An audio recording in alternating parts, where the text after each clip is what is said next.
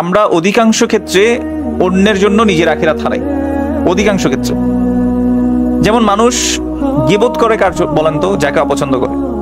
যে মানুষটার একটা জিনিস দেখে মনে করেন যে পছন্দ হয়নি, ওইটা দেখে মানুষ গীবত করে। কিন্তু আফসোসের বিষয় হচ্ছে ওই যার বিষয়ে সে কি করতেছে, গীবত করতেছে, তার আমল নামার মানে এই যে এত কষ্ট করে মানে দার্সে আসা, সালাত পড়া, সিয়াম করা, এত কষ্টের আমল করা, সেগুলো সবগুলো নিয়ে যাবে কে? ওই যে ব্যক্তিকে পছন্দ করে না সে ব্যক্তি, ওই নিয়ে চলে যাবে। মনে রাখবেন, এই দুনিয়ার জীবন পরীক্ষা। বিভিন্ন মানুষকে দিয়ে, ভালো মন্দ উভয় মানুষের সাথে আমাদের এখানে মিলিত হব আমরা।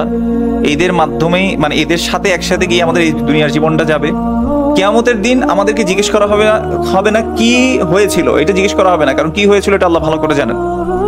আমাদেরকে জিজ্ঞেস করা হবে মাযা আমিলা ফীমা আলিমা, তুমি যে জ্ঞান অর্জন করেছিলে, যে জ্ঞান তোমার কাছে পৌঁছেছিল, সেটাতে তুমি কি আমল করেছিলে। তো আল্লাহ তো জানিয়ে দিয়েছেন ওয়ানাবলুকুম বিশ-শাররি, আগে কিন্তু শার বলেছে, খারাপ দিয়ে আল্লাহ পরীক্ষা করবেন বলেছেন। ওয়ানাবলুকুম বিশ-শাররি ওয়াল খায়রি ফিতনা, আল্লাহ সুবহানাহু ওয়া তাআলা বলেছেন আমি তোমাদেরকে খারাপ এবং ভালো উভয় দ্বারা কি করব? পরীক্ষা করব।